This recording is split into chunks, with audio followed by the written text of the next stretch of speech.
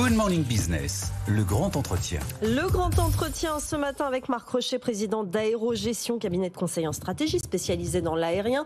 L'aérien, votre secteur, Marc Rochet. Merci d'être avec moi ce matin dans Good Morning Business. L'aérien qui ne s'est jamais aussi bien porté, on n'arrête pas de le dire, 4,89 milliards de passagers dans le monde. Ça, c'était pour 2024. Il y aura plus de 5 milliards a priori pour 2025, d'après l'Association du transport aérien international. Mais les défis sont énormes pour ce secteur. Les compagnies aériennes ont-elles les moyens d'y répondre finalement dans un timing raisonnable, Marc Rochet ? Oui, sans doute qu'elles ont des moyens disponibles aujourd'hui qui sont d'importance et qui ont permis d'ailleurs de transporter dans de bonnes conditions les passagers dont vous venez de parler. On est maintenant bien après le Covid, on a redépassé 2019. Alors il y a des variations selon les zones géographiques de notre planète, mais cette croissance elle a déjà été absorbée. Il faut en absorber plus puisque les gens veulent continuer à voyager partout dans le monde pour des raisons soit personnelles, soit professionnelles. Et elles ont commandé pour ça beaucoup d'avions. L'ordre de grandeur aujourd'hui, dans des chiffres qui n'ont jamais été atteints par l'industrie, c'est qu'il faudrait à peu près, disons, entre 1600 et 1800 avions nouveaux par an, qu'ils soient fournis par Airbus, bien sûr, par Boeing, par Embraer au Brésil. Et il est évident que tout le monde sait aujourd'hui qu'à cause des problèmes de logistique, on est en retard sur ces livraisons. Ces retards sont d'importance. Ils vont priver les compagnies d'environ, alors selon les fournisseurs, selon les modèles d'avions, de 20 à 30% de leurs moyens. Ça va un peu freiner cette croissance, mais fondamentalement, l'industrie va revenir à cette performance de livraison. Je pense que 2026-2027, ce sera derrière nous. En tout cas, je l'espère. Le plus grand défi des compagnies aériennes, c'est quoi ? C'est ces problèmes sur la chaîne logistique aujourd'hui pour livrer les avions et ce problème de pièces détachées, ou c'est la décarbonation, Marc Rochet ? Alors, ce ne sont pas les mêmes, j'allais dire, termes. Le défi actuel, c'est effectivement de faire voler des avions, d'en prendre livraison de nouveau, comme on vient d'en parler. Mais il faut bien voir que quand Airbus ou Boeing ne peuvent pas livrer des avions parce que, par exemple, ils n'ont pas les moteurs livrés à temps sur leur chaîne industrielle, les compagnies en souffrent beaucoup parce qu'elles n'ont pas, elles, accès à des moteurs de remplacement pour leurs avions qui volent, qui s'usent, qui consomment bien sûr des heures de vol. Et donc la maintenance de ces appareils demande des pièces détachées et elles aussi, les compagnies en sont privées. Ça, c'est le court terme, 2025, 2026, 2027. La décarbonation, c'est quelque chose qui est beaucoup plus ambitieux, à beaucoup plus long terme. On parle de 10, 20, horizon 2050, 2030 pour les plus optimistes. Elle est en cours aujourd'hui. Les laboratoires de recherche essayent de diminuer la consommation. On parle bien entendu de carburant écologique. Bon, là-dessus, je suis beaucoup plus réservé parce que la chaîne de production du carburant écologique sera difficile pour elle d'atteindre les performances qui lui sont demandées. Mais l'enjeu aujourd'hui, c'est de faire voler tous les avions, bien sûr, dans les meilleures conditions de sécurité possibles.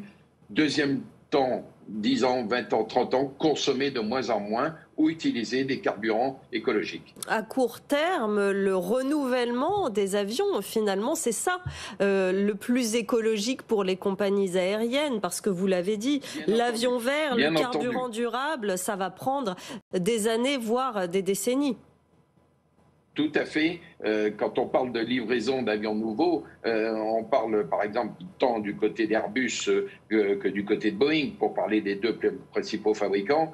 On met en ligne des avions. En long courrier, quand vous mettez en ligne un A350, vous consommez environ 25% de moins que la génération précédente, qui était l'Airbus A330, qui était déjà un très bon avion.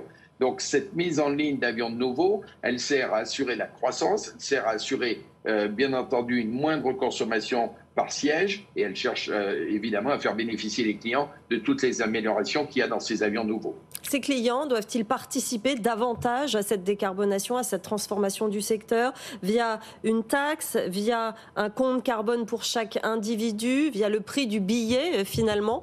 On sait que la décarbonation de ce secteur-là est très importante pour le consommateur, ce qui ne l'empêche pas de voyager d'ailleurs. Oui, il n'y a pas aujourd'hui, en tout cas dans les faits, on ne conteste pas de frein de la part des consommateurs. La décarbonation est un sujet qui est de la responsabilité de tout le monde, mais ça n'empêche pas les gens de voyager. Nulle part dans le monde, d'ailleurs. On ne constate pas de frein de ce côté-là. Est-ce qu'ils doivent participer et contribuer à l'effort de renouvellement ou à l'effort d'apport de nouveaux carburants? Oui. Ce qu'il faut aussi avoir en tête quand même, c'est que le consommateur, le client, il finit par être un peu perdu. Regardez en France ce qui s'est passé avec cette fameuse loi budgétaire, la fameuse taxe dite TSVA. Bon, les gens n'y comprennent plus rien. On leur dit qu'il faut payer plus, après on leur dit non, il faut l'enlever. Les clients ont surtout besoin de clarté, de choses simples. Est-ce qu'ils doivent participer? Oui, quand vous utilisez n'importe quel objet de l'industrie, vous participez à sa fabrication et également à la protection de l'environnement. Il n'y a pas de raison que le transport aérien y échappe. Mais soyons clairs, présentons-lui les choses de façon la plus simple possible. Aérogestion s'occupe de compagnies telles que Air Caraïbes, French Bee, évidemment, Air Tahiti Nui, Air Seychelles, Air Sénégal, Air Austral, évidemment, qui est aussi la compagnie réunionnaise qui était en difficulté. Que vous disent ces compagnies aujourd'hui? Quels sont les leviers sur lesquels il faut les aider dans le contexte actuel? Et est-ce qu'elles attendent quelque chose particulièrement des mois qui viennent au niveau politique? Je crois que les compagnies, alors il y a celles qui étaient nos clientes, qui le sont encore, et puis d'autres qui ne le sont plus, mais qui reviendront peut-être et autres, elles attendent d'abord de regarder deux sujets majeurs. Le premier, c'est comment on peut améliorer les revenus, par exemple avec l'introduction massive du digital, avec des sites qui sont performants, ce qui n'est pas le cas partout, avec un accès aux clients qui est rapide, que le client puisse les contacter dans le monde entier, on va dire. Et puis, elles attendent du côté de leurs coûts. Il faut améliorer les revenus, il faut travailler les coûts. Sur les coûts, tout ce qu'on peut faire pour être le plus productif possible. Je vais prendre un exemple simple. Quand vous achetez aujourd'hui un avion long courrier chez Airbus ou chez Boeing, on parle en centaines de millions de dollars. Il est évident que cet avion, vous devez l'utiliser le mieux possible, le plus intensément possible. C'est une extraordinaire machine, elle est très performante. Encore faut-il l'utiliser de la meilleure façon. Et ça, c'est un travail qui doit être celui de la remise en cause permanente. Le changement, c'est pas pour aujourd'hui, le changement, c'est tout le temps et il faut l'appliquer partout. Merci beaucoup Marc Rochet, président d'Aérogestion, d'avoir été avec moi ce matin dans Good Morning Business.